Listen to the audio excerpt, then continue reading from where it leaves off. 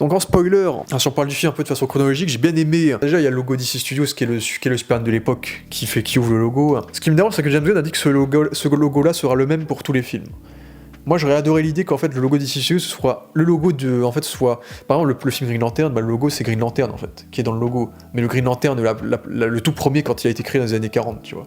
Pour créer ce côté historique, parce que là, le logo qu'on a là, c'est le logo du Superman des années 30 qui sort du logo en fait. Donc, mais c'est vrai que ça peut paraître un peu bizarre d'avoir Superman un peu partout dans tous les logos de tous les films et projets, quoi. Ça, c'est le truc que je pourrais évoquer. Après, c'est cool que Superman revienne sur le devant de la scène aussi. Il faut respecter le héros originel, le premier super-héros aussi, mais bon. L'introduction textuelle, où il joue avec le chiffre 3, alors il y a 300, où il te contextualise le fait qu'il est des méta-humains depuis 300 ans, qu'il y a 30 ans, Superman est arrivé sur Terre, qu'il y a 3 ans, il est devenu super-héros, qu'il y a 3 mois, il a fini en couple avec Lois Lane, qu'il y a 3 minutes, il a subi sa première défaite, qu'il y a 3 secondes, il a atterri sur la forteresse. J'ai bien aimé le petit tempo comique un peu de l'intro. Ah oui, le film pseudo 2001, l'intro avec le côté textuel. C'est vrai que ça fait partie des seuls plans qui durent. Et ça, c'est le plus gros problème, c'est que les plans ne durent pas, mais ça, c'est dans les films actuels au global. Et c'est assez catastrophique parce qu'en fait, quand vous voyez les donneurs ou même le Man of Steel, ça change tout, ça donne une aura. En plus, Superman, ça doit respirer. C'est une prestance, c'est une noblesse. On trouve pas ça dans ce film parce que les plans ne durent jamais. Ça, c'est insupportable. Non, j'ai l'impression que le seul plan, en dehors de cette séquence-là, où ça dure vraiment, il y a une séquence où Superman va partir en vol, et on attend le build-up où il va foncer vers l'action à la caméra, tu vois. Où sur là, il prend le temps parce qu'on sait qu'il y a un build-up qui s'impose pour montrer Superman, pour montrer l'une des quelques fois où Superman est iconisé dans le film. Parce qu'il y a cette fois-là, il y avait aussi la fois où il sauvait une dame d'un bâtiment qui s'effondrait, et là, il y avait ce côté, il y avait la fumée qui faisait qu'il y avait que sa silhouette qui ressortait, où il y avait un petit côté divin. Donc ça, c'était les quelques fois où on l'iconisait un peu, puis il prend beaucoup de positions des comics que les fans vont reconnaître aussi. Mais du coup, on a le clip que James Gunn avait déjà dévoilé précédemment sur Superman qui atterrit sur la forteresse, en position fétale d'ailleurs. Donc en vrai, c'est vraiment une allégorie des origines de Superman. En fait, c'est lui qui atterrit sur Terre en position fétale en tant que bébé et qui va renaître en étant sauvé par son héritage kryptonien, quoi, sur Terre. Donc en vrai, j'aime bien le fait que ce soit une allégorie de sa naissance, sauf que cette fois, on ne fait pas l'origin story parce que tout le monde la connaît cette fois. Donc ça, c'est un truc que je trouve intéressant. Bon, avec Crypto qui le défonce, la première fois, ça me dérange pas, mais c'est vrai que les autres fois, je trouve que ça commence à devenir un peu chiant, tu vois. Crypto qui le casse la gueule à chaque fois. Oui, c'est un running gag. C'est un running gag qui, à un moment donné, me fait plus rire, tu vois. J'aime bien Crypto, tu vois, mais ça me dérange pas qu'il soit dans le film. Mais c'est vrai que à un moment donné, ça devient un peu chiant pour le coup. Parce que tu vois, dans les films de Richard Donner, la forteresse était toujours libre, elle était open bar, la forteresse. La forteresse était là, tout le monde pouvait y rentrer sans souci, tout le monde pouvait la localiser. Là, dans ce moment, au moins, il y a l'argument de la forteresse qui est sous terre et qui s'élève en dehors des glaces. Et en plus, il y a le côté mot de passe des crypto-ladens kryptoniens qui fait qu'ils peuvent rentrer dans la forteresse, qui fait que c'est un peu plus original. J'aime beaucoup le build-up qu'ils ont fait sur le soleil dans le film par rapport à Superman. C'est que le film insiste beaucoup sur le fait que Superman, il a besoin du soleil jaune pour se régénérer, pour récupérer ses pouvoirs. Et c'est parce que on l'avait vu, mais jamais symboliquement, quoi. Genre Snyder, quand Superman vole vers le du soleil pour se régénérer, c'était symbolique. Là, on te le dit clairement de façon sérieuse, parce que c'est un truc qui serait réutilisé plus tard, en fait. Et parce que c'est très comique, on te dit ici, on te dit ça, on t'impose des règles. Mais même Supergirl, on te parle du soleil rouge quand t'as Supergirl, on t'explique quand même ces choses-là, tu vois. Donc, c'est que j'aime beaucoup l'idée de la forteresse qui pivote vers l'axe du soleil pour régénérer Superman, ça c'est une idée qui est assez cool. Et le soleil va revenir bien sûr plus tard avec Métamorpho notamment, évidemment. Et j'aime bien les séquences où on développe un peu les robots, où t'as une robot féminine qui est un peu fan de Superman, mais il y en a qui trouvaient ça que c'était un peu de la blague. Moi je trouve que c'est quelque chose qui iconise Superman parce qu'on montre que Superman a des fans, entre guillemets, tu vois. Que Superman est tellement iconique qu'il y a des gens qui sont admiratifs de lui, dont ses propres serviteurs robots, tu vois. Donc ça c'est un détail de merde que j'évoque. Mais là c'est là qu'on va arriver un peu au gros de l'intrigue, c'est Jor-El et Lara, du coup les parents de Superman, interprétés par Bradley Cooper, du coup acteur aussi de James Gunn qui a joué Rocket bien sûr, et l'actrice, j'ai plus son nom, l'actrice de Westworld, qui est aussi une très bonne actrice de Westworld. Déjà j'aime bien leur design, c'est l'un des quelques designs que j'aime bien parce qu'ils ont un design presque divin avec la toche blanche, qui rappelle un peu Marlon Brando, puis avec la beubare de Bradley Cooper, il y a presque le côté un petit peu Dieu, bien sûr, Dieu qui envoie Jésus sur Terre, etc. C'est une des quelques fois où il y a un peu de symbole religieux, parce qu'il n'y en a pas tant que ça non plus dans le film. C'est le truc qui va diviser le plus les fans dans la sphère comics, c'est le fait de faire de Jor-El un tyran. C'est que normalement, Jor-El dans les comics, c'est le scientifique qui va envoyer son fils pour aller sur Terre, pour vivre sur Terre et pour protéger les habitants de la Terre. C'est Dieu qui est là c'est Dieu qui envoie Jésus pour protéger les humains, en fait. Pour montrer ce que l'idéal humain doit être, en fait, par rapport à son fils. Alors que là, j'aime bien l'idée parce que c'est une idée qui me rappelle beaucoup le fait que Superman, les gens n'aiment plus le vrai Superman. Ce que les gens aiment, c'est le Superman méchant. C'est le Superman de Injustice, c'est le Superman du Nightmare dans Snyder, c'est Homelander, c'est Omni-Man dans Invincible. Et le fait que là, dans ce film-là, on te fait le coup de Superman qui a été envoyé sur Terre par ses parents pour régner sur la planète, bah en fait c'est littéralement le scénario de Invincible déjà, où Omni-Man envoie Invincible sur Terre pour qu'il envahisse la planète, et en fait on te montre que même si dans n'importe quel univers Superman serait envoyé pour envahir la planète, l'humanité qui est en lui, son essence même, son éducation fera que jamais il fera ça parce qu'il est un homme bon au fond de lui, quoi. Donc je trouve que c'est un bon contre-pied à tous ceux qui étaient fanatiques du Superman cynique, dictateur qu'on se tape depuis 10 ans. En gros, ça répond à Linné et à Lucky. Ouais, donc je trouve que ça répond un petit peu à ce que Snyder avait fait, ce que les gens avaient mal interprété de Snyder justement, et avec toutes les parodies qu'on a eues de The Boys, etc., sur Superman aussi. Donc je trouve que c'est un choix qui est intéressant. Et moi, c'est pas un truc qui me dérange, hein. Moi je trouve que c'est un truc justement qui montre encore plus que Superman il est bon par nature, hein. C'est pas juste ça. Chez Snyder, lui, était à fond sur le côté Dieu, hein, le côté divin. En fait, pour lui, c'était presque prophétique qu'il soit un héros, quoi. On t'a envoyé ici pour faire ça. Alors que là, bah non, t'as envoyé ici pour faire ça, mais moi je suis un homme bien, je peux pas faire ça, en fait, je suis humain, je vais pas faire ça, j'ai vécu ici. Donc, il y a un côté plus humain dans ce choix qui va diviser, quoi. Ce qui fait qu'au final, dans ce film-là, Superman va rejeter son héritage kryptonien, mais pas complètement. Parce qu'il rejette pas les robots, il rejette pas le chien, il rejette pas sa cousine. Il rejette juste ses parents, les valeurs de ses parents. Et je trouve que c'est une thématique. J'aime bien le fait. Je trouve que c'est cool que cette fois-ci on n'ait pas l'IA de Jor-El. Ça change.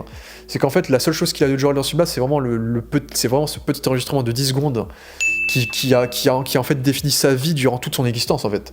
C'est ce message qui dure 10 secondes, ça a bâti son existence et ce qu'il croit, en fait. Le fait que cet objet de confort soit l'objet qui va détruire sa réputation et qui va en fait annihiler toute son éducation, en fait, toute sa croyance, en fait. Limite, il y a presque un truc anti-religieux dans ce truc-là, j'ai l'impression. On peut en voir aussi un message anti-religieux potentiellement par rapport à ça, c'est que Jor-El, qui est Dieu, en fait, c'est un faux prophète, c'est un faux messager, en fait. C'est un mec qui est là pour causer l'apocalypse. L'apocalypse, c'est pas l'arbre de vie, quoi. Donc je trouve qu'il y a presque un côté symbolique dans ce changement très important fait au lore de Superman, pour le coup. De mauvais parents, mais quand ils ne t'ont pas touché, donc quand tu n'as pas réellement été influencé, peux-tu en garder réellement quelque chose ?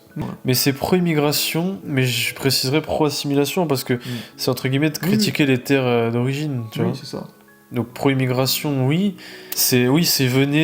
américain. Ouais, c'est ça. C'est le rêve américain, en fait. Voilà. C'est ce qu'avait dit, il me semble, James Gunn, c'est que ce film-là, c'est le rêve américain d'un point de vue super-héroïque, en fait.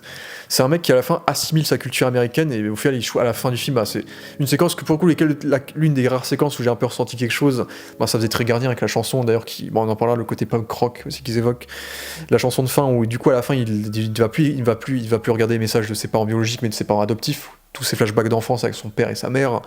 Donc ça montre que maintenant il a accepté que sa vraie famille c'était l'Amérique, entre guillemets, quoi. C'était sa famille américaine, ceux qui l'ont élevé au Texas avec leurs valeurs à eux. Donc je trouve que c'est un message qui est intéressant et qui est le développement global du film le plus important. Et en vrai ce truc-là est repris du comic Superman Birthright, où pareil Lex Luthor orchestre le fait que Superman soit un tyran en trafiquant le message de Jor-El. Sauf que dans ce film-là on te dit vraiment que Jor-El avait vraiment cette idée-là, c'était pas un trucage dans ce film-là pour le coup. Et un détail qu'on avait évoqué en off que j'aime bien, c'est le fait que dans ce film-là, et pour le coup ça change de toutes les adaptations ciné qu'on a eues, c'est que Jor-El et Lara parlent le kryptonien. C'est justement Superman avait besoin d'une traduction pour savoir ce qu'ils disent en plus.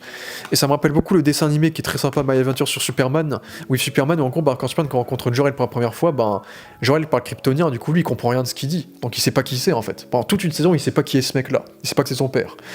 Et en plus, il était un petit peu dark, Jor-El, dans cette série animée.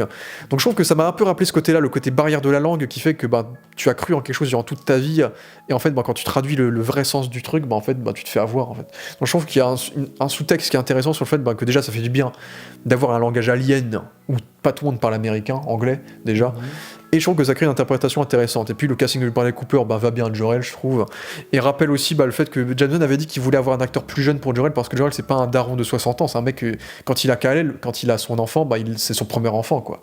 Donc c'est normal qu'il soit un peu jeune. Après, Bradley Cooper est pas très jeune en vrai, mais il fait plus jeune que les précédents acteurs en termes physiques, quoi, on va dire. Mais le caméo était sympa, et je trouve que ça c'était le truc un peu plus en fait c'était la prise de risque du film, et je trouvais que c'était plutôt réussi dans ce sens-là. Il y a un côté Superman contre l'élite et Kingdom Come, où c'est l'inverse, dans Kingdom Come, Superman il a genre 70 ans. Mais en fait dans tout le film tu vois qu'il sauve tous les gens, donc tu comprends pas trop. Dans le comic tu vois que Superman a 70 ans et t'as des nouveaux héros qui sont un peu anarchiques, qui sont en train de gâcher le monde en fait, et Superman voit que le monde part tellement couille qu'il est obligé de revenir pour réinstaurer les valeurs un peu patriotique, ses valeurs à lui, entre guillemets. Et dans ce film-là, c'est l'inverse. Et dans ce film-là, t'as des méta-humains qui bossent pour le gouvernement et pour Luthor, t'as des méta-humains qui bossent pour une corporation qui est le Maxwell Lord, et t'as lui qui est là, qui est le héros qui fait juste ça pour le bien, qui est le vrai héros pur, en fait. Donc je trouve qu'ils ont fait un peu l'inverse de Kingdom Come, où cette fois, c'est pas un héros qui va rectifier les erreurs de la jeunesse, c'est un jeune héros qui va rectifier les erreurs dans l'univers installé qui existe déjà, en fait. Bon, je trouve que thématiquement, c'est un truc qui est sous-développé malheureusement, mais qui est intéressant à évoquer par rapport aux diverses inspirations des comics qu'on peut avoir, comme le fait que Superman ait stoppé un conflit politique. Ça rappelle beaucoup le comics Superman paix sur Terre de Alex Ross, où dans ce comics-là, Superman, en fait, un jour, il va se dire, je vais stopper tous les problèmes du monde. Je vais stopper la famine en Afrique, et je vais stopper des guerres géopolitiques, je vais donner à manger aux pauvres. Et en fait, le truc, c'est que Superman, à la fin dans ce comics-là, il se rend compte, en fait, qu'en faisant ça, mais il se rend compte que ça crée un bordel géopolitique qui fait que, légalement, il a pas le droit de faire ça, légalement, il a pas le droit de faire ci, et quelque part, faire ça empire la situation de telle situation, en fait. Donc, je trouve que c'est quelque chose qui est redéveloppé là-dedans avec ce conflit qu'on a déjà évoqué, du coup, sans spoiler, qui est intéressant, jusqu'à ce côté propagandiste que Lex Luthor orchestre au début du film avec le marteau de Boravie, du coup. Donc le fait que Lex Luthor invente une propagande boravienne qui serait la conséquence du fait que Superman ait empêché la Boravie d'envahir le pays opposé, du coup le Jaranpur. Et j'ai beaucoup aimé cette séquence d'action. Bon, par contre, je trouve que le twist de Ultraman, il marche pas. Parce que Ultraman, déjà tu dis comme quoi c'est son clone. Ouais, parce que déjà quand tu vois que le marteau de Boravie, son pouvoir c'est tirer des rayons laser rouges, y a pas tout le monde fait ça déjà. Et puis juste le fait que quand t'as la séquence où Luthor rentre dans la forteresse sans prévenir, tu comprends que Ultraman a l'ADN kryptonienne. C'est pour ça qu'il rentre. Donc après, moi je savais depuis plus d'1 an que c'était un clone, c'était cramé dès le départ, mais le twist marche pas. Ça, c'est un truc qu'on peut déjà dire sur le marteau, parce que du coup c'est lui le marteau de Boravie également. Et moi par contre j'ai beaucoup aimé cette séquence d'action où en fait Lex Luthor c'est un réalisateur en fait. C'est que Lex Luthor, j'aime le fait que symboliquement Lex Luthor c'est lui qui affronte Superman, en fait c'est lui qui chorégraphie tous les mouvements de combat de Ultraman du coup quand il affronte Superman. Et du coup j'aime bien le fait que Lex Luthor il est tellement comics en fait, c'est que pendant 3 ans il a analysé tous les moves de Superman, pendant 3 années entières, et du coup il sait tout de lui physiquement. Ça c'est quelque chose qui marche bien, qui est qu'à la fin le mec en fait c'est un mec qui a des caméras partout pour filmer, avec une équipe technique qui fait le découpage de toutes les caméras, qui montre tel plan à Luthor, pour montrer à quel angle il peut taper Superman sur quelle position, entre guillemets, et lui ensuite il donne les directives, il fait action, et il donne les coups de poing, tu vois. Donc j'adore le fait qu'on ait limite fait de Lex Luthor un réalisateur de cinéma, dans ce truc-là, qui va le battre à la fin, c'est qu'à la fin, on lui enlève ses caméras, et après, il est aveugle, en fait. C'est que sans la technologie, il peut plus rien faire, en fait. Donc je trouve que c'était une idée qui marchait bien. Non, puis avec les chimpanzés aussi, c'est bien de matérialiser l'intelligence, de matérialiser les choses. C'est très grotesque, c'est ridicule, mais c'est pas faux. Et dans le futur, est-ce qu'on prendrait vraiment des chimpanzés plutôt que des salariés ? Ouais, c'est ça, surtout c'est des chimpanzés, ça m'a beaucoup fait penser à Reverse Flash, dans Flash, qui lui, c'est le mec qui déteste le plus Flash du monde, où là c'est vraiment un truc à la Reverse Flash, c'est que le mec il a carrément ordonné des singes super intelligents d'écrire des tweets juste pour défoncer Superman, une infinité de tweets, genre c'est vraiment le truc de comics que jamais j'aurais pensé voir, et qui montre à quel point Lex Luthor il a la haine absolue, quoi, ça marche très très bien. C'est ça qui est intéressant dans les combats de Superman, c'est que Superman il tombe hyper souvent. Et c'est ce qui fait gueuler beaucoup de gens, mais en fait la victoire pour Superman c'est pas de perdre des combats, c'est de sauver les gens. C'est que dans ce combat contre le marteau de Boravie, il a perdu, mais il n'y a eu aucun dommage collatéral en fait. Et c'est pour ça que t'as quand même une musique héroïque quand t'as le mec qui l'aide à se relever. Je m'attendais pas à ça, je m'attendais vraiment à ce que le film nous montre un jeune Superman en galère et qu'à la fin il devienne une source d'inspiration. Mais en fait non, il est déjà Superman en fait dans ce film là, ça fait 3 ans qu'il l'est, et c'est déjà une source d'inspiration pour les gens en fait. C'est vraiment le truc avec Jor-El qui va faire que les gens vont repartir dans le doute. Mais sinon, il est déjà Superman. Après, en fait. C'est survolé, hein. Vous voyez plutôt Man of Steel pour l'aspect. Passer une demi-heure au moins là-dessus. Mais surtout BVS. Hein. Oui, BVS aussi. Mais... Et je parlais où ils vont l'enfermer, est-ce que c'est un. Ouais, parce que là on le refait aussi. C'est un vrai film sur l'immigration, Man of Steel aussi. Ouais. J'aime bien le visuel du Déplat qui est presque église, parce qu'il y a de très grandes vitrailles, les fenêtres. Donc il y a un côté très lieu sacré. En fait, c'est un lieu très idéaliste, c'est que c'est Métropolis, donc c'est une ville anachronique. Donc le Déplat, c'est un journal papier qui marche bien. Ce qui n'est pas du tout là, le cas dans l'univers journalistique actuel. Et peut-être le seul truc qu'on pourrait vraiment évoquer, c'est surtout le personnage, c'est surtout l'arc de Jimmy en général, quoi. C'est le visage un peu du Dayplanet, c'est le visage jeune du Dayplanet en fait. Donc j'aime bien cette idée Jimmy qui fait que toutes les meufs sont amoureuses de lui, et c'est ça qui va faire qui fait que c'est sa source qui va sauver Superman. En fait, c'est Eve Tessmacher, qui est du coup une référence à Richard Donner, parce que Eve Tessmacher c'était la femme de main de Lex Luthor dans le film de Richard Donner. Donc là ils ont pas fait Mercy Graves qui est sa femme de main dans les comics, la garde du corps. Mais en vrai j'ai bien aimé cette idée-là de donner une love interest à Lex Luthor, déjà pour faire une opposition avec Lois Lane et Clark Kent, parce que Lex Luthor la seule chose qu'il aime c'est lui-même. Donc lui, il en a rien à foutre de sa copine. Sa copine est surtout là pour lui créer une bonne image médiatique aux yeux des gens. Donc ça fait très Lex Luthor, c'est que lui, il se vend une bonne image, mais en vérité, c'est une merde, il s'en bat les couilles d'elle. Et c'est ce qu'on sent dans le film, c'est qu'il y a des séquences où il la bouscule, où il l'agresse presque quand il découvre que c'est une traîtresse. Et j'ai bien aimé du coup le fait quand on déjoue le cliché de la bimbo, c'est que c'est la bimbo qui se retrouve dans des environnements complètement improbables. Et au fait, tout ce qu'elle fait dans le film en fait est intelligent en fait. C'est que toutes les photos qu'elle prend, c'est des preuves pour faire tomber Lex Luthor, parce que si elle le lâche, elle va finir emprisonnée dans la dimension de poche du coup. Donc j'ai bien aimé le fait qu'ils aient déjoué le délire de la bimbo un peu conne pour faire ce truc là. C'est que c'est des selfies. À première vue, il y avait rien, pas d'informations, tu vois. Oui. C'est surtout ce qu'il y avait derrière les selfies. Oui. Donc à première vue, c'est intelligent de ce point de vue là, je disais. Oui, ça marche bien. Parce que ça peut juste faire, non, je me suis pris en selfie. Ouais. Mais bon, ça décrit bien un peu Luthor qui aurait cramé que même dans les selfies, il y a des informations derrière. Bref. En tout cas, qu'elle contactait une Jimmy Olsen, tu vois, le Daily Planet, donc des trucs comme ça, des trucs qui le mettent en danger, parce mais que moi, c'est après, sérieux. ça reste une facilité scénaristique. Oui, ça oui. reste Mais... l'utilité au scénar de Jimmy Olsen et d'elle. Je trouve ça c'était une des quelques vannes qui étaient marrantes, la vanne de lui qui en vrai il est pas amoureux d'elle, ça la saoule de passer un week-end avec elle, il veut pas. J'ai bien aimé le fait qu'on montre que Lex Luthor c'est un personnage qui a des liens avec le gouvernement, parce que bien sûr ça relie tout ça à l'univers DC Comics, c'est que du coup on a le retour de Rick Flag Senior, donc Frank Grillo, qui cette fois aura un plus gros rôle que chez Marvel. Donc on avait vu dans la série animée Creature Commandos et qu'on va revoir dans Peacemaker saison 2 du coup, parce qu'il va essayer de se venger de la mort de son fils. Le seul truc qu'il y a à dire, c'est que j'ai trouvé ça intéressant de montrer, c'est quelque chose qui est assez réaliste dans notre époque actuelle. On est dans une époque où on est prêt à laisser des entités privées faire le boulot du gouvernement en fait. C'est que Rick Flag arrête Superman certes, mais il lègue Superman à Lex Luthor, tu vois. Donc on te montre que Lex Luthor a tellement de pouvoir que même c'est une entité privée qui a donc une allégeance qui est peut-être beaucoup plus mystérieuse et particulière que le gouvernement. Et tu donnes Superman à ce mec-là, quoi. Et à la fin, le seul détail à évoquer sur lui, c'est vraiment la fin du film, où on sent que ça le dérange que les méta-humains semblent faire la loi sur Terre. Tu vois. Le conflit géopolitique est stoppé par la Justice Gang. Tu sens que lui, en tant qu'être humain, ça le fait chier que ce soit les héros qui aient stoppé des trucs aussi importants dans le monde. Ce serait intéressant de voir un peu le rôle des humains là-dedans, c'est que c'est des humains qui sont dans un monde de méta-humains, peut-être que eux, ça leur fait chier de voir des méta-humains commencer à prendre le pouvoir, peut-être que ça leur fait peur justement. Donc je trouve que ça c'est le petit truc qui était intéressant. Et ça c'était quelque chose que je t'avais dit en off, mais l'un des personnages de cette séquence-là, elle s'appelle Flo Crowley, et c'est une meuf qui était dans Suicide Squad en fait. Et c'était genre l'une des bras droites de Amanda Waller, et c'était elle qui avait assommé Amanda Waller à la fin pour éviter qu'elle tue la Suicide Squad. Genre. Donc on voit que cette meuf-là a évolué en grade et qu'elle est devenue directrice du coup de quelque chose dans le Pentagone, l'armure des comics. Donc je suis content qu'il lui ait pas fait mettre l'armure des comics verte et violette, parce que moi ça me dérangerait de voir Lex Luthor direct au combat dès le premier film. Donc j'ai été content qu'ils aient plus fait ça avec les hommes de main, comme dans le comics For All Seasons, où c'est dans For All Seasons que ces hommes de main qui ont cette armure-là, verte et violette, des comics.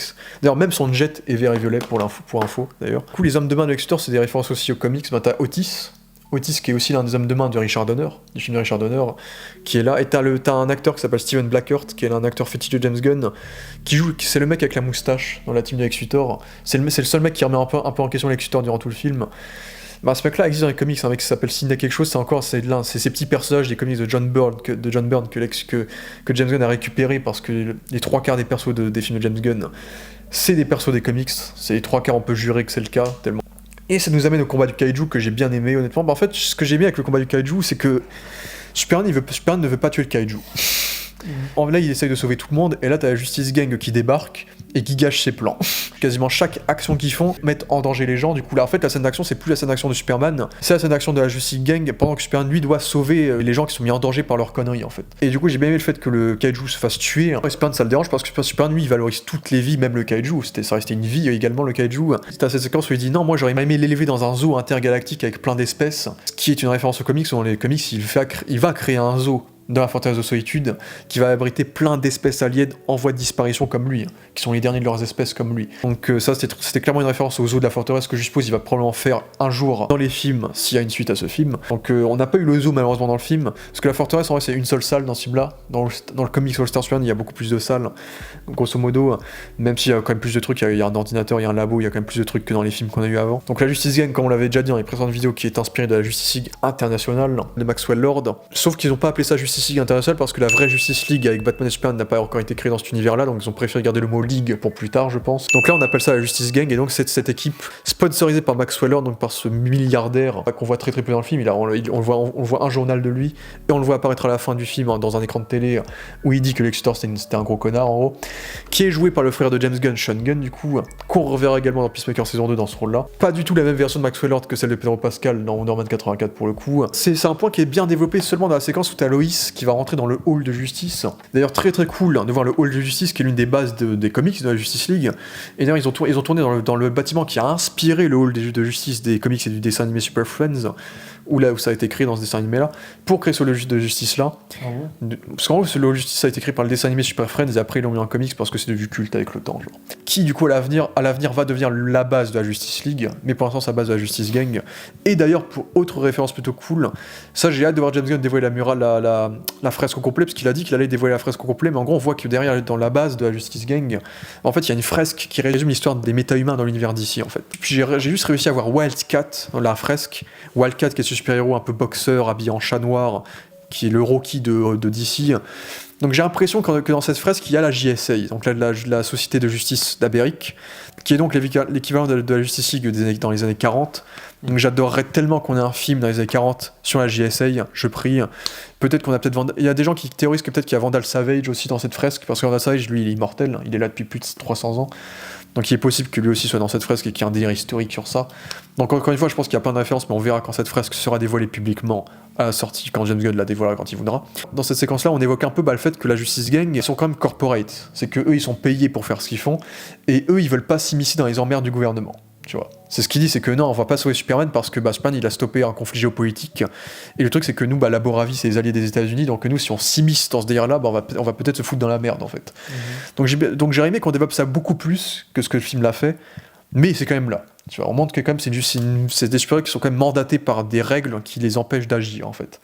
Oui, c'est assez lourd. Ouais, mais à la fin ils vont quand même agir dans le conflit quand même. Donc petite rédemption quand même. D'ailleurs Mr. T, je le trouve limite plus stylé sans sa veste, parce qu'on voit qu'il est bien musclé, on voit que Eddie Gattegi s'est musclé pour le rôle sans sa veste. Mais t'avais la vanne de la porte du hangar qui était pas intéressante aussi, où il a la porte met 300 ans à s'ouvrir, qui était un peu gratuite aussi. Ça faisait partie des quelques vannes gratuites qu'on avait du film. On a toute la séquence que j'ai bien aimée, où t'as Superman qui est conspué par les médias, et là t'as un camo de Peacemaker. Je crois que c'est le truc qui m'a le plus fait rire du film parce que c'est le seul cameo dont on n'était pas au courant en termes de leak. Et ça m'a bien fait rire parce que Peacemaker, justement, le principe de Peacemaker c'est que c'est un loser, c'est une merde. Du coup, le voir clasher Superman à la télé, j'ai trouvé ça assez drôle. Et puis c'est John Cena et ça fait plaisir de le voir faire une petite apparition. D'ailleurs, on a aussi un cameo de Will Reeve. Donc le fils de Christopher Reeve qui joue son propre rôle. Will Reeve c'est un vrai journaliste de la ABC je crois. Du coup il joue son propre rôle avec son vrai métier. Donc je trouve que c'est assez cool. Puis surtout il y a beaucoup d'hommages aux scénaristes de comics aussi. C'est qu'il a invité les scénaristes de comics sur le plateau du film aussi. Donc c'est un hommage qu'on a très peu d'un film de super-héros. Sauf quand c'est James Gunn qui s'en charge. J'ai bien aimé cette séquence de discussion entre Lois et Clark. D'ailleurs c'est encore marrant de voir Superman un peu humanisé en le voyant prendre un mug de café. Ce qui le rend encore plus humain bien sûr paradoxalement. Parce qu'en plus on vient de découvrir qu'il est censé être un envahisseur de base. Et j'ai bien aimé cette séquence où du coup c'est un peu la séquence qui joue le plus sur le visuel en termes de poésie visuelle, avec du coup cette étoile violette derrière eux de se faire démonter par la Justice Gang pendant que Superman inactif qui ne peut agir à cause de sa réputation essaye de dévoiler ses émotions à Lois et essaye de se pardonner entre eux par rapport à leur vision différente du monde. C'est vrai ce que Seb dit, c'est que j'aime bien bien faire de l'anti-spectaculaire, de mettre en avant des personnages alors que t'as une grosse scène d'action impressionnante qui se déroule derrière en flou. Déjouer les attentes effectivement. On avait la même chose avec les Gardiens 2 où le focus était Groot qui dansait et pas le monstre qu'ils affrontaient derrière. Donc c'est un peu ce procédé qu'ils réutilisent dans ce film là pour le coup, ce qui est vrai. Et donc l'étoile ressemble beaucoup un peu à Solaris qui est aussi un ennemi de Superman des comics, un soleil qui veut tuer Superman aussi. Donc ça, en termes de poésie visuelle, c'est peut-être la scène la plus intéressante du film en termes de visuel dans cet aspect-là. Et puis bon, c'est un classique maintenant depuis Man of Steel, Superman qui se rend, bien sûr, et il se remet dans la dimension de poche qui est peut-être l'une des parties qui va le plus diviser dans le film. Donc c'est là qu'on va rencontrer du coup Métamorpho, joué par Anthony Carrigan. Et en vrai, j'ai bien aimé le fait que Métamorpho a un rôle purement fonctionnel dans ce film. C'est qu'en fait, il est là pour créer la kryptonite, pour affaiblir Superman, et il est là pour créer un soleil, pour recharger Superman ensuite. Donc il avait un rôle assez factice dans ce côté-là, même si on rajoute tout un truc avec son fils Baby Joey, qui est pas très bien fait. Ça m'a un peu rappelé les déboires de The Flash, le bébé de Métamorpho. Ça, j'ai trouvé ça un petit peu vilain pour le coup visuellement. Parce qu'en vrai, moi je me suis plaint que l'univers de poche était trop numérique, et je continue à le dire. Enfin, moi, la séquence que j'ai vraiment bien aimée pour le coup, j'aime bien les séquences où on te montre qu'il suffit d'un portail pour que le président de la Boravie aille de la Boravie au bureau de Lex Luthor par exemple, et qu'on voit que Lex Luthor a créé tout un canal en ayant créé cet univers-là, et t'as tout le côté comics où on te dit que Lex Luthor a carrément reproduit le Big Bang en créant cet univers-là, ce qui montre que ouais, c'est un truc très comics et très surréaliste, où Lex Luthor sait tout faire, et on voit qu'il y a des aliens un peu partout. J'aime bien le fait qu'on force encore plus, un peu dans cette prison, il y a des opposants politiques, il y a des ex de Lex Luthor, il y a tous les ennemis de toute échelle personnelle ou professionnelle que Lex Luthor a eu, ce qui montre encore plus la haine qu'il a envers les gens et le sort qu'il réserve à tous ceux qui osent s'opposer à son chemin, on va dire. Et j'ai bien aimé cette séquence de roulette russe où il tue le citoyen qui avait aidé Superman au début en représailles du fait que Superman ne lui dise rien de qui il est. Je trouve que ça c'est peut-être le seul moment un peu impactant en termes d'humanité, parce qu'il y a un citoyen innocent qu'on avait vu faire preuve d'humanité au début du film et qui est prêt à mourir pour l'icône qu'est Superman. En plus, il dit qu'il est prêt à mourir, il dit à Superman de ne rien dire.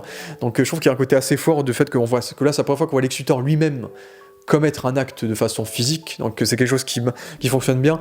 Et pour les effets de la kryptonite, ils se sont fait plaisir. Là, je crois que c'est la première fois là, au cinéma que là vraiment on amoche vraiment Superman avec les effets de la kryptonite. Là, je trouve que c'est une cool manière d'introduire la kryptonite dans un film Superman que d'utiliser Métamorpho, qui peut matérialiser toutes ces molécules en toutes les structures du monde, on va dire. Donc ça marche bien. Et donc Métamorpho, qui est traumatisé par la mort de l'homme et qui, malgré le fait que son bébé soit pris en otage, va accepter de s'allier avec Superman. J'avoue que l'arc de Métamorpho est un poil expédié dans ce sens-là, dans le sens où ça se voit que c'est un héros qui existe déjà, c'est que le mec est déjà métamorpho, il a déjà un bébé, il a déjà une femme, et on a des références à ça. C'est qu'à la fin on le voit dans son canapé avec sa femme qui est Saphir Stagg, la fille de Simon Stagg, parce que le pire ennemi de Métamorpho c'est son beau-père qui est Simon Stagg, qui est l'homme qui est responsable de sa transformation, et Simon Stagg est évoqué à un moment donné dans le film. Tu as Superman qui va se réfugier à l'intérieur d'un bâtiment pendant que toute la foule le hue, et que t'as Guy Garner qui le provoque, et ce bâtiment c'est Stagg Industries, donc le bâtiment de Simon Stagg. Après c'est un peu comme Lord, le Maxwell Lord, c'est que les 3/4 des bâtiments qu'on voit dans le film, c'est Maxwell Lord qui les possède. C'est que t'as le stade dans le combat final qui appartient à Maxwell Lord, t'as l'enregistreur de Louis qui vient de Lord Tech aussi, donc t'as plein de références, t'as une tour Lord Tech aussi. Donc on te montre un univers d'ici très vivant où t'as tous les grands milliardaires qui existent déjà, t'as un panneau qui se dirige vers Gotham City à un moment donné aussi, donc, bref, et t'as aussi le pays de la Markovie qui vient aussi des comics aussi, bref, j'ai tout regardé. Et donc j'ai bien aimé le détail de Hawkgirl qui pousse des cris d'oiseaux quand elle crie. On peut trouver ça cheap de fou, mais je trouve que ça fait comics, et je trouve qu'en vrai ça lui donne un peu ça, je trouve que ça participe à sa hargne.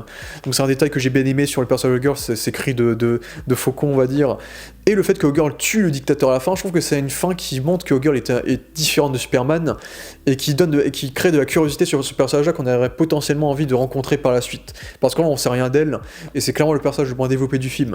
Là où Guy Garner, on sait très bien, Guy Garner il dit tout le film, qu'il a été choisi par les Green Lantern et qu'il a des valeurs à respecter, et il s'invente souvent des valeurs pour son propre égocentrisme, donc des détails qui marchent bien, en dessous de la gueule de sa coupe de cheveux à un moment donné, bien évidemment. Et je pense que la partie sur la prison, la dimension de poche, elle est la plus faible du film. C'est que j'ai bien aimé l'intrigue avec Mr. Terrific, où t'as Lois Lane qui se confie à lui alors que Terrific c'est le mec le plus froid du monde. J'ai beaucoup aimé la vanne où t'as Terrific qui a dit qu'il a mis des nanobots sur Superman et sur tout son entourage en fait. Ça fait très Batman en fait. C'est un personnage qui installe limite des pièges à tous ses amis en fait en avance. Il a des hologrammes qui apparaissent du déplacement par seconde de ce que Superman a effectué sur les bases de Lex Luthor en fait. Donc ça c'est un détail que j'ai bien aimé aussi, le coup des hologrammes. D'ailleurs j'ai bien aimé la vanne où il dit que ce sont pas des cercles, les cercles sont en 2D, c'est des sphères. C'est vraiment des vannes à la Drax où il comprend pas les termes un peu familiers, et que lui tout ce qu'il dit est vrai dans les termes précis parce qu'il est trop intelligent. J'aime bien aussi le fait qu'il soit un peu jaloux de Lex Luthor et qu'il aime pas Luthor parce que c'est un peu les deux concurrents du qui est le plus intelligent dans l'univers d'ici. Et donc on a cette scène d'action qui était très très cool en plan séquence, qui est peut-être plus mémorable que malheureusement la plupart des scènes d'action de Superman dans le film. Et donc tu as cette partie très comics où tu vois ces singes qui écrivent des tweets, tu as Crypto qui est en train de qui est en train d'imaginer des écureuils avec des capes rouges. Tu as une espèce d'alien moche qui s'appelle Mr. Handsome, qui les guide vers une prison où tu as Métamorpho et Superman. Genre, c'est la prison de poche est extrêmement comic book. Malheureusement, je trouve qu'elle est beaucoup trop numérique. Je trouve visuellement ça ressemble beaucoup à Minecraft, et t'as une espèce de lave multicolore qui est pas ouf. Et du coup tu as cette séquence d'évasion où j'aime beaucoup le fait qu'on utilise le soleil pour sauver Superman. C'est un truc qu'on a build up dès le début du film, que Superman a besoin du soleil pour se régénérer, donc ça on le réutilise bien sûr. Mais j'ai trouvé le moment d'action assez pas très beau quoi. C'est que hormis les pouvoirs de Métamorpho qui sont vraiment exploités à fond en termes de potentiel, c'est que là Métamorpho on va à fond. Là, on utilise le mec qui se transforme en acide, à un moment donné il reste que sa tête, il transforme ses mains en marteau. Là c'est du pur Métamorpho des comics. Pour le coup si vous voulez voir Métamorpho en live, vous l'avez, ça c'est cool.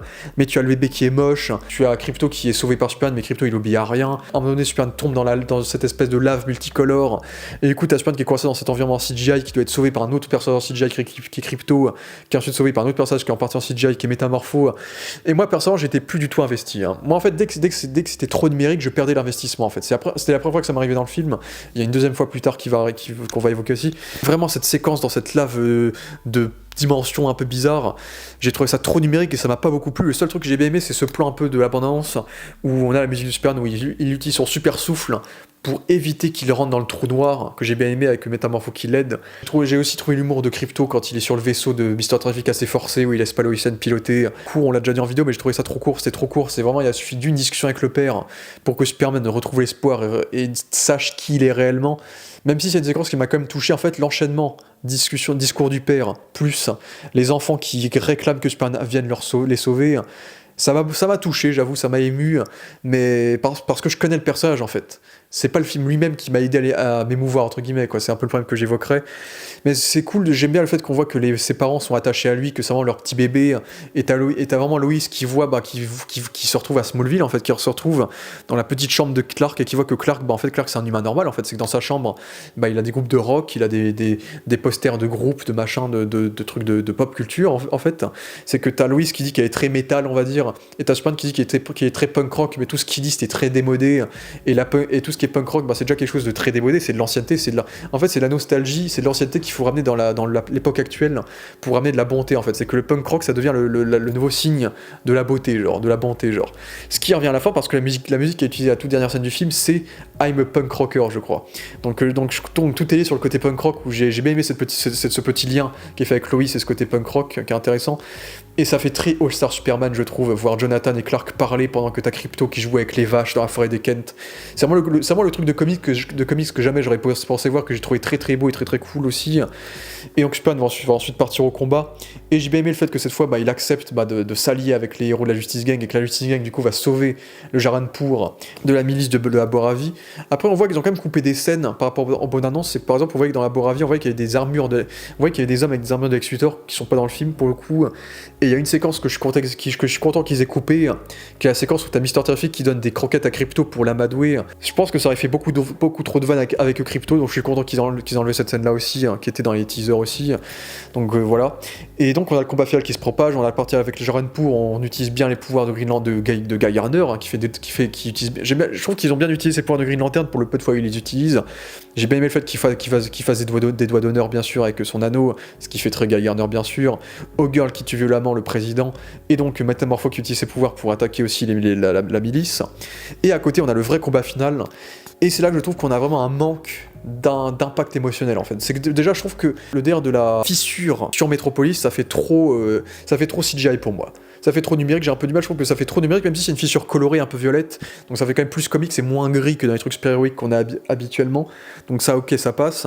Mais c'est vrai que oui, il y a un côté Moïse, c'est bien sûr, déjà t'as tous les enfants qui appellent Superman, donc là il y a un côté un peu religieux, bien sûr, mais il y a tout ce côté Moïse de la Terre qui se coupe en deux, et de Superman qui doit tout faire pour la refermer à la fin, et en plus cette Terre va permettre aux personnes emprisonnées dans la dimension de Lex Luthor d'être libérées, donc il y a le côté Moïse, le libérateur, bien sûr, qu'on peut évoquer, bien sûr, qui est intéressant en termes de symbole, mais c'est vrai que le combat final ne m'a pas du tout impacté. À un moment donné, le combat se fait entre l'ingénieuse et Ultraman et Superman dans le stade. J'ai bien aimé le combat du stade, assez dynamique avec les mouvements de caméra de James Gunn habituels qu'on a bien évoqué déjà. T'as Superman qui fait un multiplex à Ultraman d'ailleurs, ce qui est assez drôle en termes de côté catch, on va dire. Donc, et ensuite il y a le moment CGI que j'ai pas du tout aimé, où t'as l'ingénieuse qui va imbiber le visage de Superman de nanotechnologie pour l'étouffer, en fait.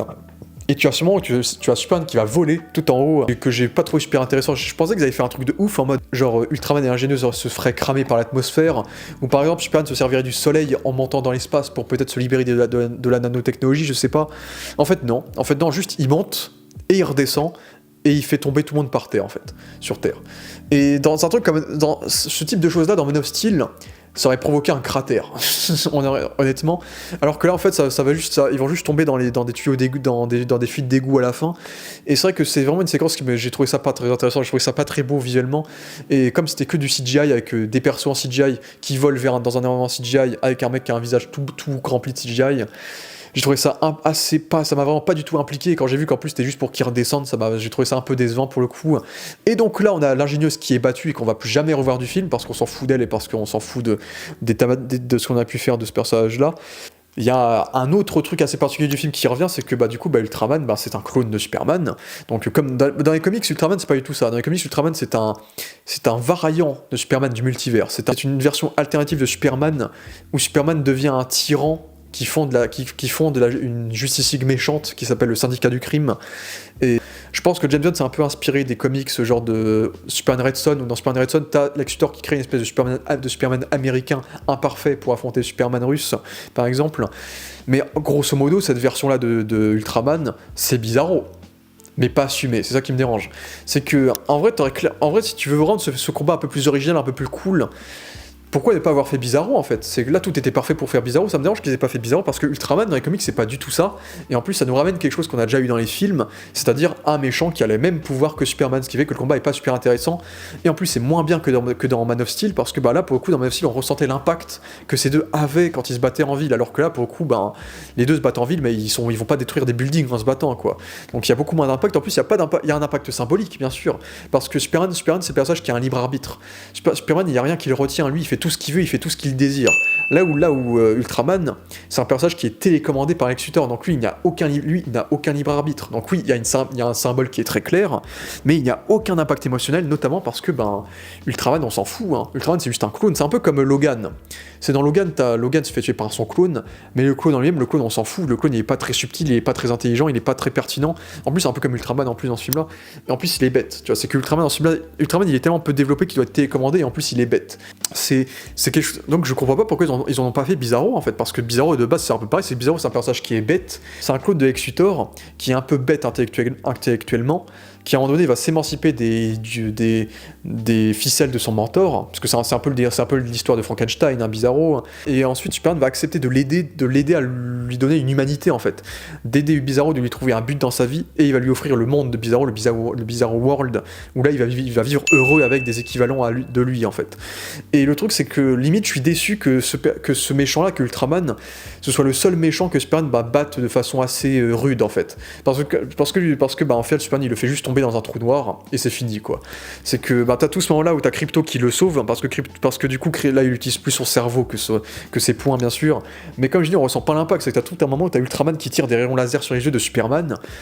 Superman il a pas grand chose sur lui en fait, il a les yeux un peu rouges mais ça va quoi, donc c'est vrai que là le combat émotionnellement on ressent rien, et je le dis, s'ils avaient fait Bizarro en faisant par exemple un Superman qui ferait tout pour convaincre son clone d'arrêter de faire ce qu'il fait, de s'émanciper des commandes de Luthor, je pense qu'en termes d'émotion on aurait été sur quelque chose de plus impactant, parce que Superman aurait sauvé un équivalent de lui en fait. Donc je pense que symboliquement ça aurait été plus beau que Superman sauve une version de lui qui est plus négative pour qu'elle devienne positive quoi. Donc je suis assez déçu de ce qu'ils ont fait d'Ultraman pour le coup, parce que c'est juste un méchant télécommandé qui peut-être meurt, parce qu'après à la fin il tombe dans le trou noir. Après, à tous les coups, il peut revenir, parce que on est dans un univers de comics. À tous les coups, le mec, il va tomber dans un univers où il va devenir un tyran, comme le Ultraman des comics, ou il va tomber dans un Bizarro World où il va se transformer en Bizarro, il va devenir tout pâle, tout zombifié, on sait pas. Peut-être qu'il est mort, je sais pas, mais en tout cas, ce Bizarro très déçu de... Ultraman, pour le coup, très déçu qu'il soit pas allé au bout et qu'il ait pas fait Bizarro, quoi. C'est que là, on est dans un film Superman, on n'utilise pas des habits de Superman, bordel. C'est que l'ingénieuse, on aurait pu mettre Metallo, je sais pas, et Ultraman, on aurait pu faire Bizarro au lieu de juste faire Ultraman, quoi. Surtout que son costume est clairement inspiré du costume de Doomsday dans les comics Superman, dans sa combinaison dans les comics, avant qu'on découvre à quoi il ressemble Doomsday dans le comics, de la mort du Superman. Donc c'est dommage qu'ils aient pas assumé le délire jusqu'au bout, quoi. Et puis il y a tout derrière de Lex Luthor qui est en train de péter un plomb, carrément créer un vaisseau de sécurité dans sa tour pour éviter de se faire dévorer par la fissure. Donc on est vraiment sur le mec qui est prêt à créer une fissure dans la terre entière pour attirer Superman. Donc on montre bien la haine de Luthor. Il y a cette séquence qui est assez drôle où il fait tomber les crayons, il demande à ses hommes de les ramasser et il les refait tomber pour qu'ils les ramassent. Donc on voit vraiment le côté connard de Luthor qui est vraiment une grosse merde, qui en a rien à foutre, qui est prêt à détruire le monde juste pour attirer Superman et qui n'a aucun respect pour ses employés. C'est vraiment l'opposition de Superman, c'est que Superman lui gagne dans le film grâce à ses alliés et Luthor lui perd parce que en fait il est entouré de personnes, il est entouré de pions, il n'a pas de vrai allié humain en fait.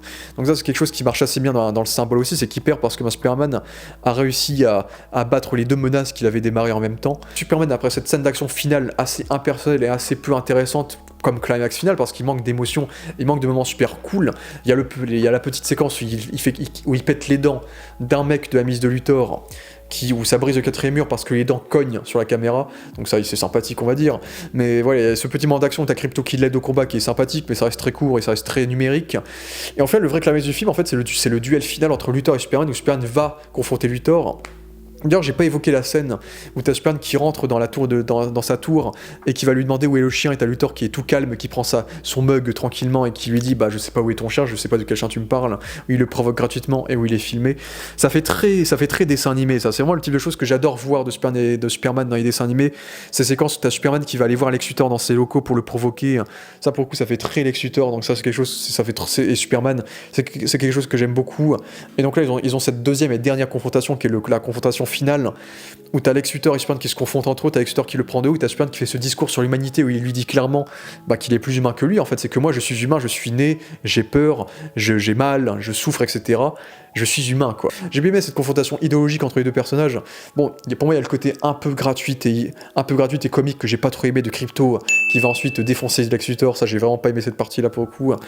Mais j'ai bien aimé ce côté humiliant, où tu as Lex Luthor qui se fait blackmail par des planètes, dont la réputation se fait entacher par les planètes en une seconde, devant tous les écrans du monde, en plus avec son pire ennemi qui assiste à ça. Du coup on voit sa haine, et Nicolas Hoult le joue très très bien, la haine, où il est presque en train de pleurer de haine et de jalousie, ça marche très très bien. Et vraiment ça fait très All-Star Superman, le fait que Lex Luthor vraiment soit à peine plus petit que Superman. Mais vraiment ce plan où t'as Lex Luthor qui est frustré de fou, et t'as Superman qui est là les bras croisés en face de lui. C'est tellement le Superman des comics avec les bras croisés. Ça, pour le coup, le combat final était décevant, mais la confrontation avec Luthor, pour le coup, qui était plus une confrontation verbale, était cool. Pour le coup, ça marchait très très bien. Et du coup, Lex Luthor est arrêté. Là, je me demande vraiment qu'est-ce qu'ils vont faire avec le personnage de Luthor, parce que là, il finit emprisonné à Belle Rêve. Là, du coup, si jamais il y a une suite à ce film, je pense qu'ils ne vont pas se priver à nous faire une séquence à la All-Star où il va montrer ses biceps à Clark Kent, par exemple. Surtout qu'on a pas eu de Clark Kent. Mais Lex Luthor, maintenant qu'il est emprisonné, Lex Luthor, normalement, c'est un personnage quand même. Pour moi, Lex Luthor, c'est compliqué de faire des choses avec Lex Luthor quand il n'y a plus son entreprise. Donc là, le fait que son entreprise soit démantelée et qu'il soit en prison, c'est un truc qui me dérangeait aussi dans BVS à l'époque. Je me demande comment ils vont ramener Lex Luthor en fait. La prochaine fois qu'il reviendra, comment ils vont essayer de redévelopper le côté LexCorp, le côté businessman, alors que le mec est clairement fautif et finit clairement en prison, quoi. Donc ça, on verra ça pour l'avenir potentiel, on va dire. J'aimerais aussi évoquer une autre petite déception, c'est que Lois Lane dans le combat final ne sert à rien. C'est que t'as tout un build-up où t'as Lois Lane qui prend les mains du vaisseau de Mister Terrific. Donc elle va évacuer tout le Daily Planet avec ça. Le Daily Planet va publier les preuves qu'ils ont contre Luthor, et c'est tout. Je pensais qu'ils allaient évacuer des gens dans la fissure de Metropolis, tu vois. Je pensais que Lois allait agir un peu plus dans le combat, que tout le Daily Planet, Perry White, Jimmy, ils auraient fait des choses dans le combat. Et en fait, non, ils ont rien fait, ils se sont juste évacués avec le vaisseau, donc ça, j'étais un peu déçu aussi, je l'avoue. Lois aurait mérité plus de temps d'écran, comme je l'ai dit. Donc là, t'as le film qui se finit, bien sûr, Jimmy qui retrouve Eve, Perry et Jimmy qui devinent que Lois est en couple avec Superman, ce qui est très marrant, et ce qui fait très comics aussi. Ça reste des journalistes, ils sont pas débiles. Superman et Lois qui s'embrassent bien sûr, qui font leur pseudo-interview on va dire. Donc tout est bien qui finit bien. Et donc on a cette fin où Superman assume son héritage humain plutôt que kryptonien, où il ressuscite les robots. Malheureusement je trouve que ça enlève un peu l'enjeu de la destruction des robots, le fait que les robots soient ressuscités entre guillemets, mais c'est des robots quoi, donc c'est pas non plus extrêmement grave on va dire, et on sent que même si il renie ses parents, Superman préserve comme son héritage kryptonien et garde ses robots qui l'ont élevé depuis toute sa jeunesse, et là On a le cameo de Supergirl, de Millie Alcock dans le rôle du coup, qui était prévisible, hein. Il y avait plein de sources officielles qui disaient que ça allait arriver, et puis ça permet d'utiliser un petit peu son film à elle qui arrive l'année prochaine, qui peut-être sera mieux que ce film-là, hein, vu les éléments que je critique de ce film-là. Pour le coup, Millie Alcock, elle sort tout droit du comic Supergirl Woman of Tomorrow, là, elle est clairement là-dedans, là, c'est complètement elle, hein. J'ai lu le comic il y a genre 2 mois, la Supergirl alcoolique, qui se bourre la gueule dans des planètes qui sont dans des soleils rouges, parce que quand elle a des pouvoirs, bah, elle peut pas être bourrée, donc quand elle est face à des soleils rouges, elle a pas ses pouvoirs, donc là elle peut être bourrée, donc elle est bourrée, elle a son manteau du comics, elle a son costume, elle a l'attitude, et c'est là qu'on comprend de pourquoi Krypto est comme ça. En fait, Krypto c'est le chien de Supergirl en fait, donc ce qui est le cas dans le comics, parce que dans le comics Woman of Tomorrow, Krypto accompagne Supergirl, donc c'est quelque chose qu'on aura dans le film également, donc j'imagine qu'on aura les origines de Krypto dans le film Supergirl, j'imagine. Donc Millie Alcock, je suis assez chaud de la voir dans le rôle, elle m'a l'air très bien dans l'interprétation du rôle, physiquement en tout cas c'est parfait, donc très hâte de la revoir. Et puis pour moi ça pose quand même une petite incohérence, c'est que Kara elle a quand même vécu 15 ans 17 ans à Krypton, elle connaît son père, elle a connu sa mère, et pourquoi elle a jamais dit à Superman que Jor-El était peut-être un envahisseur? Peut-être qu'elle le sait pas, peut-être que même le frère de Jor-El, son père, le savait pas. En fait j'ai très hâte de voir ce qu'ils vont faire de Krypton dans les flashbacks de Supergirl, on verra ce qu'ils vont faire, parce que là j'ai des questions par rapport à ce que ce film là nous montre, par rapport à ça, donc on verra dans Supergirl comment ils vont nous évoquer ça. Puis on a cette fin assez touchante, tout à Superman qui assume son humanité du coup, et on a la première scène post-générique qui reprend le plan qui a occupé toutes les affiches, hein, de la promo du film bien sûr, où tu as Superman et Krypto sur la lune, hein, qui est un hommage à une cover de All Star Superman, ce qui est cool, et tu as la scène post-générique qu'on a déjà évoquée à la fin, qui est très drôle parce que c'est une scène qui c'était pendant le tournage de cette scène là qu'on a eu les premières fuites du costume de Superman sur le tournage d'ailleurs, cette scène où t'as Mr. Terrific et Superman qui débattent sur une fissure, qui montre que Terrific est beaucoup trop ingénieux et aligné par rapport à Superman, quoi. Donc je trouve que c'est quelque chose qui est intéressant et qui fait que je pense que je vous ai peut-être tout dit sur ce film, et waouh! Merci à tous ceux qui ont tenu jusque-là, ce sera une très très longue vidéo qui va prendre un très très long temps de montage, mais je ne regrette pas ce que j'ai fait, c'est vraiment la vidéo la plus importante de l'année en termes de critique, donc c'est pour ça que j'y mets autant d'efforts. Donc je vous ai déjà donné mon avis global en sans spoiler, donc là on a fait tout un récap de tout ce qui s'est passé avec mes avis, mes inconvénients, mes problèmes, mes avantages, et malheureusement ça me dérange vraiment de me dire que je suis déçu par ce film, et j'espère vraiment que si on a un Superman 2, James Gunn assumera un scénario beaucoup plus simple et linéaire, mais j'ai quand même espoir pour son univers, je pense que le film va marcher, et j'ai beaucoup plus d'espoir pour Supergirl qui de base dans le comics est déjà beaucoup plus linéaire en termes de narration. Donc en tout cas merci à tous d'avoir vu cette vidéo, et surtout donnez-moi votre avis, sans animosité bien sûr, respectons les avis de tout à chacun. Merci à Seb qui nous a assisté dans la première moitié de cette critique, et ciao. On garde espoir, c'est Superman, c'est le lore de Superman, et donc maintenant je vais me coucher, avec l'espoir en moi. Ciao.